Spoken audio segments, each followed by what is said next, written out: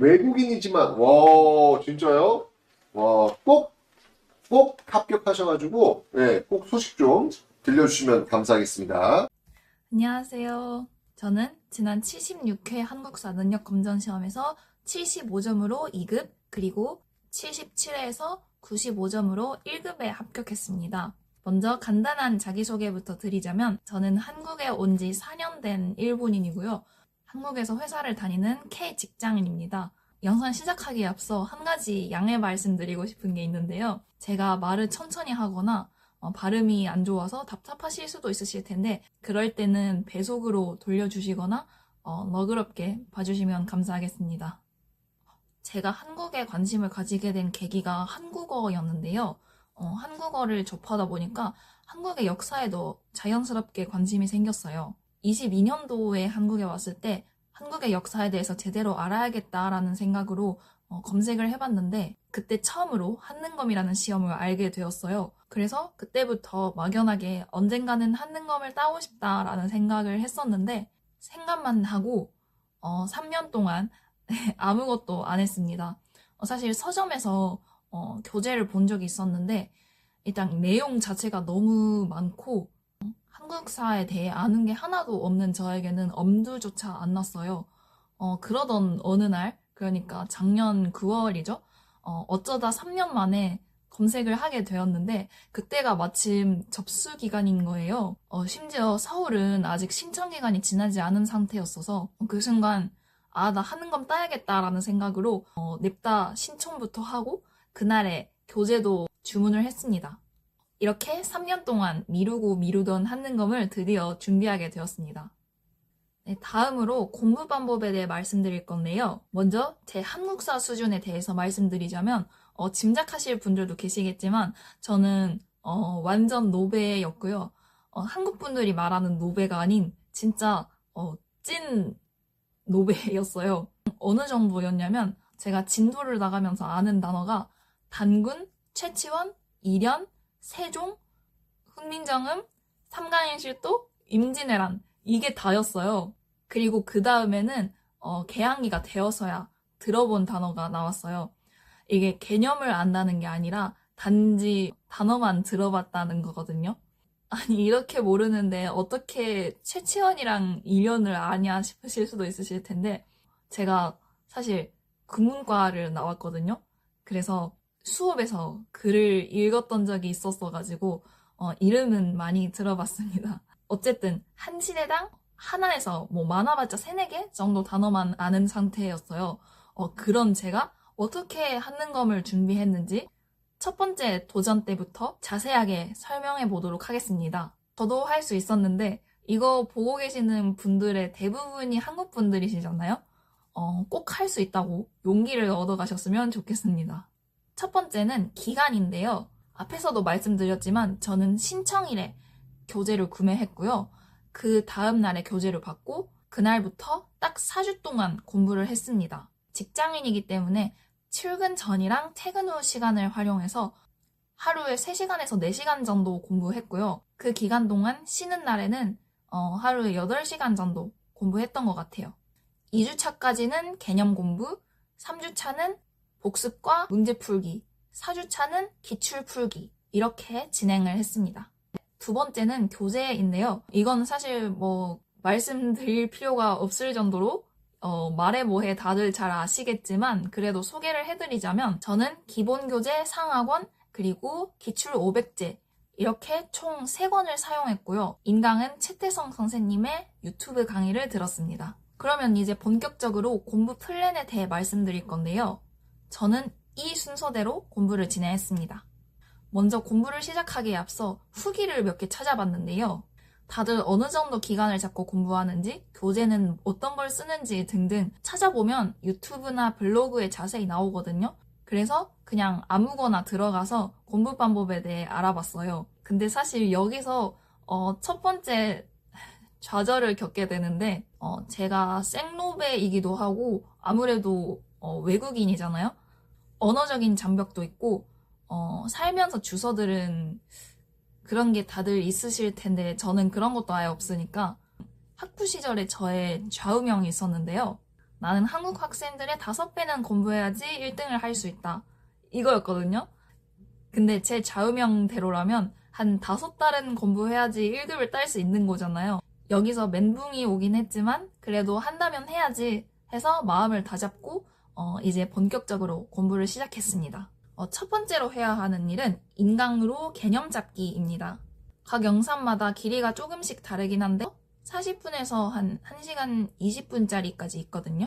저는 강의 시간에 따라서 계획을 세웠고 평일은 하루에 하나에서 많게는 3개 그리고 주말에는 한 5개 정도 이렇게 강의를 들어서 2주 만에 완강을 했어요. 강의는 1.5배속으로 들었고요.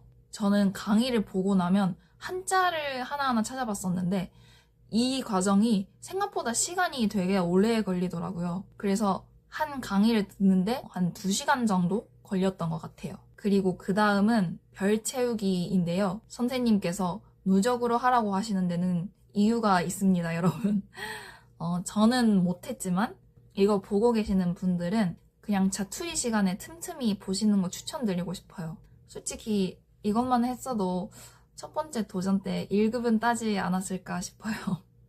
완강한 다음에 저는 전복을 들었어요. 전날 복습이라고 해서 전범위를 복습할 수 있는 강의인데 거의 한 9시간, 10시간짜리 영상이거든요. 저는 하루 날 잡아서 처음부터 끝까지 다 봤어요. 2주 동안 강의를 열심히 들었지만 사실 초반 내용은 완강할 때쯤에는 까먹은 게 많았어요. 그래서 이 강의를 통해서 흐름을 다시 한번 잡아주려고 했고 또 시대별로 시험에 잘 나오는 부분도 꼭꼭 집어주셔서 어디를 집중적으로 공부해야 하는지도 확인할 수 있었어요. 나중에 기출을 풀 때도 정말로 이 부분에서 많이 선지가 나오거든요. 그래서 전복은 꼭꼭꼭 보시고 또 보시는 거 추천드리고 싶어요. 전복을 들었으면 다음은 이제 문제 풀기인데요.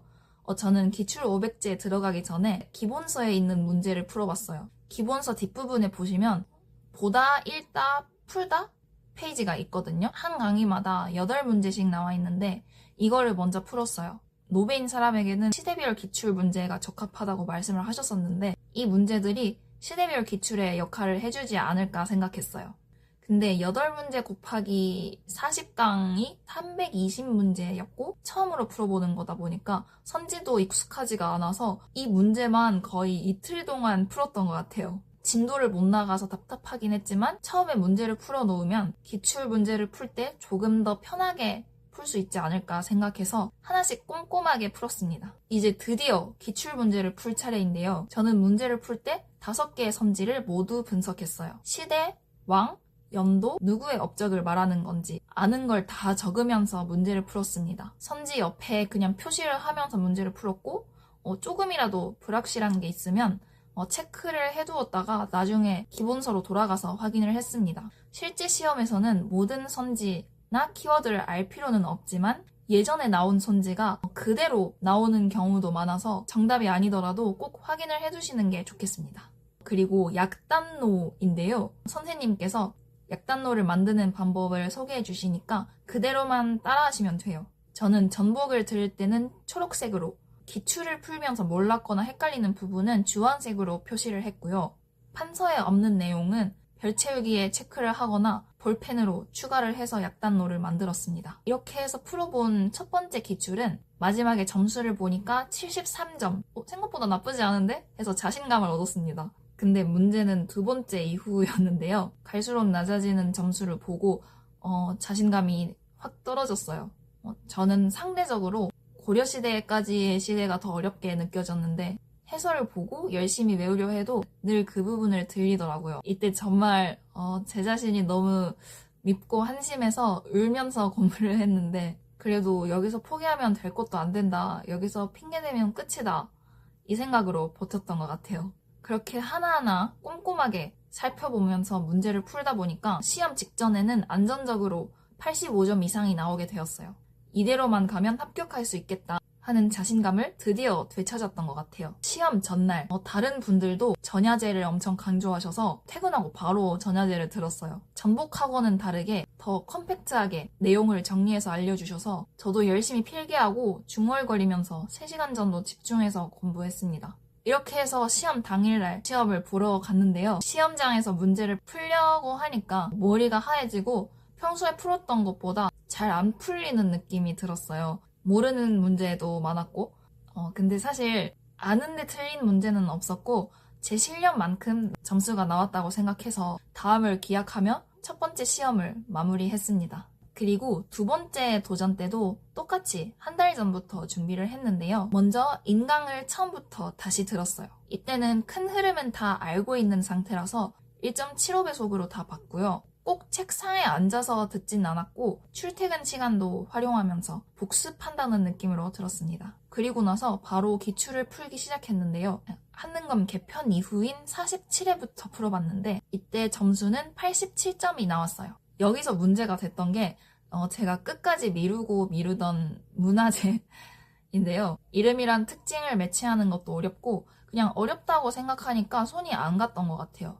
두 번째 도전 때 되어서야 겨우 불상, 불탑, 건축, 그림 같은 문화재를 하루 날 잡아서 다 훑어보고 외웠어요. 그렇게 한 번 정리하고 나니까 그 이후 기출에서는 90점 이상이 안정적으로 나오기 시작했어요. 그 다음에는 이제 진짜 지엽적인 문제를 외워야겠다 싶어서 시험에 나온 선지나 킬러 문제를 위주로 좀 봤었던 것 같고 이때쯤에는 심화 기출은 다 2번씩 풀어본 상태여서 46회 이전에 고급 문제도 풀었습니다. 시험이 일주일 정도 남았을 때 처음으로 100점을 맞아서 이때부터 자신감이랑 기대감이 좀 생겼던 것 같아요.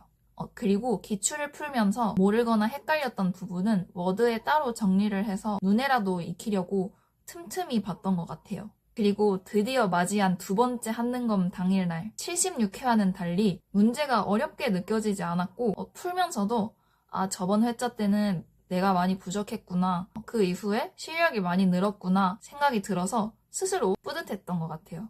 시험장 나오자마자 바로 채점을 했는데 제가 항상 헷갈렸던 문제랑 아예 몰랐던 대중가요 문제 이렇게 2개 틀려서 95점이 나왔습니다. 목표에 도달하지 못해 아쉬움이 남지만 이렇게 해서 제 한능검 도전기는 마무리가 되었습니다.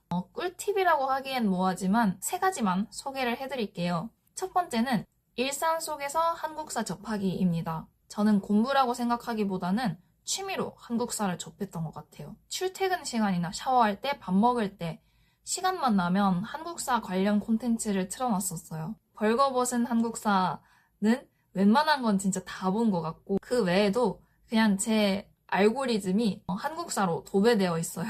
한 인물을 보더라도 단어로만 외우는 거 하고 스토리로 보는 거 하고 이해도가 천지 차이거든요.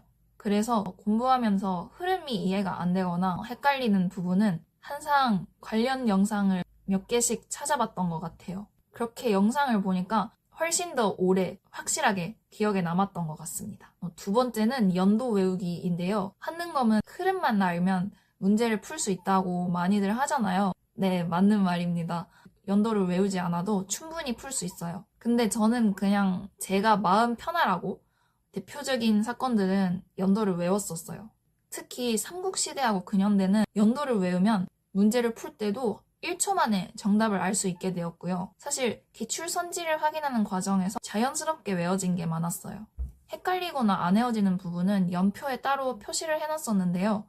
파비앙 님이 연표를 매일 2번씩 확인했다고 하셔서 저도 이 연표를 많이 활용했어요. 특히 흐름이나 순서가 중요한 부분은 연표를 통째로 머릿속에 넣으려고 노력했던 것 같아요. 마지막 3번째는 한자로 외우기입니다. 아까도 말씀드렸지만 한자로 외우는 게 저한테는 잘 맞았어요. 예를 들어 지청천이라는 사람이 있으면 이게 일본인인 저에게는 지청천인지 지천청인지 받침이 헷갈리거든요. 근데 한자를 보면 받침을 바로 알 수 있어서 안 헷갈리게 되더라고요. 또 이름이 길거나 복잡한 경우에도 한자로 뜻을 알면 쉽게 외워졌어요. 그리고 시간이 걸린다고는 했지만 이 과정에서 다시 한번 그 사람의 업적이나 사진이나 그림 같은 시각적 자료도 보게 되잖아요. 그래서 이회독의 효과가 있어서 좋았던 것 같습니다. 그래서 한자를 아시거나 한자권 분들이 시험을 보신다면 시간이 조금 걸리더라도 한자를 찾아보시는 거 추천드려요. 제가 이 영상을 만들게 된 계기 중에 하나이기도 하는데요. 최태성 선생님께서 함께 사책을 갈 수 있는 기회를 제공해 주신다고 하더라고요. 저는 한국에 사는 외국인으로서 한국의 역사를 제 두 눈으로 보고 피부로 느끼면서 더 깊게 이해하고 싶어서 저번 한능검 끝나고 나서 박물관이나 궁궐들을 직접 찾아갔었는데요. 가기 전에도 갔다 오고 나서도 프로그램이나 책, 인터넷 같은 데서 궁금했던 점을 찾아보고 했지만 다 개인적으로 혼자서 하는 거다 보니까 한계가 있더라고요. 만약에 최태성 선생님이랑 함께 유서 깊은 한국의 역사를 함께 탐색할 수 있다면 얼마나 좋을까 생각만 해도 설레네요. 꼭 함께 사책을 가고 싶습니다. 요즘 한국에서 공부하고 취업하고 살아가고 싶어하는 일본인이 점점 늘고 있다고 느낍니다. 저 역시 그중 한 사람이고요. 학부 시절에는 한일 학생단체에서 대표로 활동하면서 한일 관계나 역사에 대해 토론도 많이 해봤고 스스로 한국 역사에 관심이 많은 사람이라고 생각을 해왔습니다. 그런데 부끄럽게도 저는 한국의 역사에 대해 제대로 아는 게 하나도 없었구나 라는 것을 이번에 한능검을 준비하면서 처음으로 깨닫게 되었어요. 관심이 있는 것과 제대로 알고 이해하는 것은 다른 일이더라고요. 이제는 막연한 관심에 머무르지 않고 제대로 배우고 이해하고 싶고 먼저 한국의 역사를 배울 기회를 얻게 된 제가 이걸 전달해 나가야 된다고 생각을 해요. 그리고 우리 세대에는 그럴 책임이 있다고 생각을 하고요. 앞으로 더 열심히 공부해서 언어의 장벽을 넘어 일본인들에게 한국의 역사를 알리는 그런 사람이 되고 싶습니다. 제가 사랑하는 사람들이 살아온 나라, 제가 앞으로 살아가고 싶은 나라, 그 역사를 제대로 알고 이해하는 것은 이곳에서 제가 함께 살아갈 모든 사람들에 대한 예의라고 생각을 해요. 그 예의를 꼭 지킬 수 있도록 평생 노력하겠다고 다짐하게 되는 계기가 되었습니다. 사실 76회 한능검 끝나고 나서 이렇게 썼었거든요. 이번에는 비록 실력이 부족했지만 다음 77회에서는 꼭 1급을 따서 그리고 만점을 맞아서 만점펜을 받고 최태성 선생님 유튜브에 출연하고 싶어요. 네, 저는 이번 77회는 100점을 목표로 공부했기 때문에 사실 이번 결과도 아쉬움이 많이 남긴 해요. 또 도전을 해볼까 생각하고 있습니다. 네, 여기까지 저의 한능검 공부 방법에 대해 소개해봤는데요. 한능검을 준비하시는 모든 분들에게 조금이나마 도움이 되셨으면 좋겠습니다. 외국인 노베 직장인인 저도 할 수 있었어요. 여러분도 최선을 다하시고 꼭 원하는 결과 얻으셨으면 좋겠습니다. 네, 제 영상은 여기까지고요. 긴 영상 끝까지 시청해주셔서 감사합니다.